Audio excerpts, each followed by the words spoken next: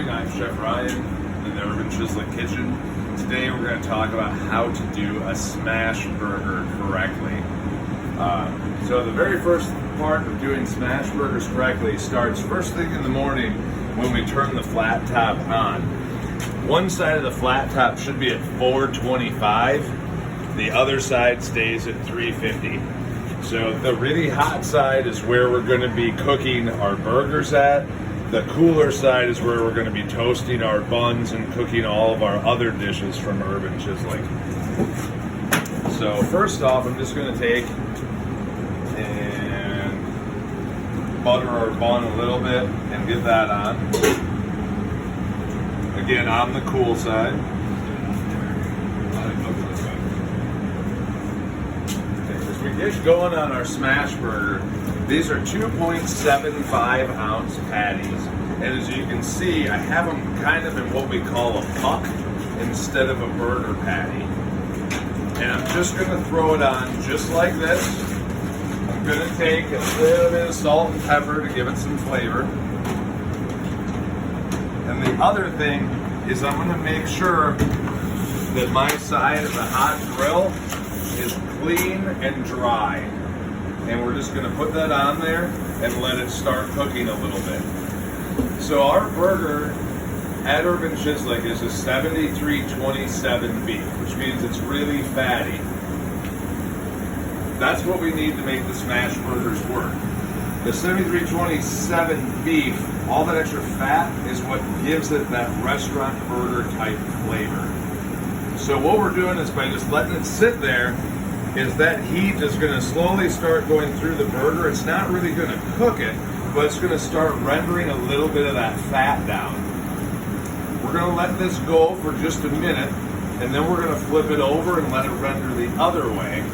And this way, by the time we smash it, enough of that fat is going to be rendered down that we're going to get a layer of fat between the burger and the grill. That fat is what's going to cause the Maillard reaction. Maillard reaction in food is when fats and meats come into contact with each other. It essentially dictates how meat caramelizes up. And the secret to a good smash patty is having that caramelized, almost crispy surface on the burger that's just delicious. People really like it. So it's been going a little bit. I'm going to flip it over. You can see there's just a little bit of browning. It hasn't really started cooking the burger. I'm just kind of heating it through a little bit. Bun is almost done here.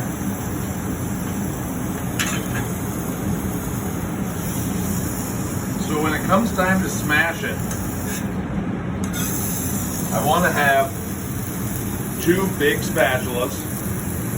And I want to have the burger in a place where I can kind of get some oomph onto it, because I'm really going to smash this thing.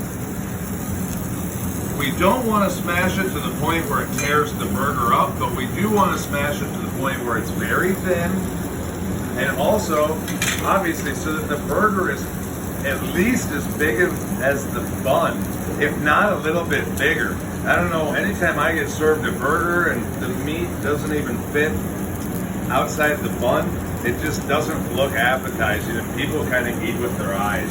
So I'm going to go ahead and smash it. I'm going to use both spatulas, one on top of each other. Okay?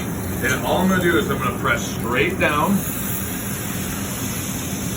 and give it a little bit of, I'm putting some pretty good pressure on there. And then I'm going to use my top spatula and slide it right into the bottom one.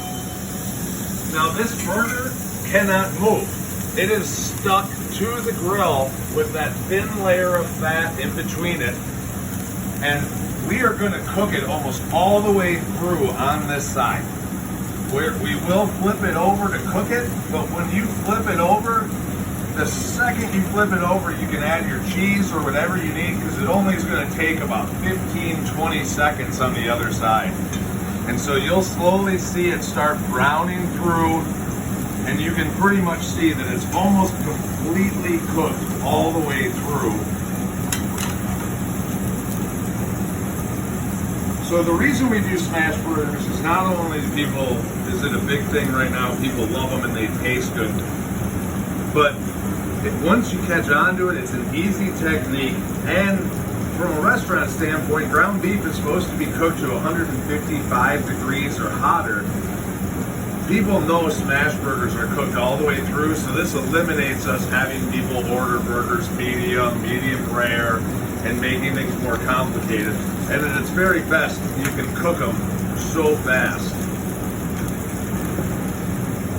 So it's way over halfway cooked through already. You can kind of see the closer half to the grill is already brown and it's starting to cook through on top.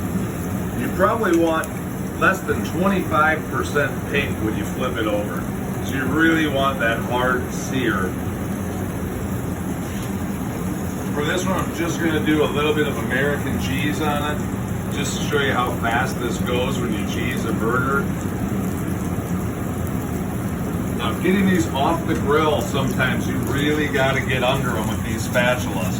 But that's a good thing because that caramelized darkened flavor is really what you want.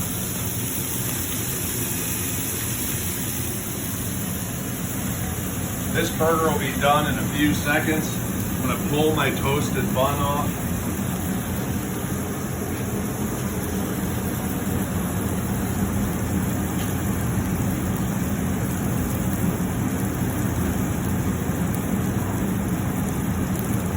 You can see the cheese is already completely melted on there. That burger is going to be 100% delicious. It fits nicely on the bun. That's a burger that people are going to pay for. Thank you for joining me this morning. I hope to have more of these videos to help you guys so that we can serve the very best food possible always at Urban Chisholm. Thanks.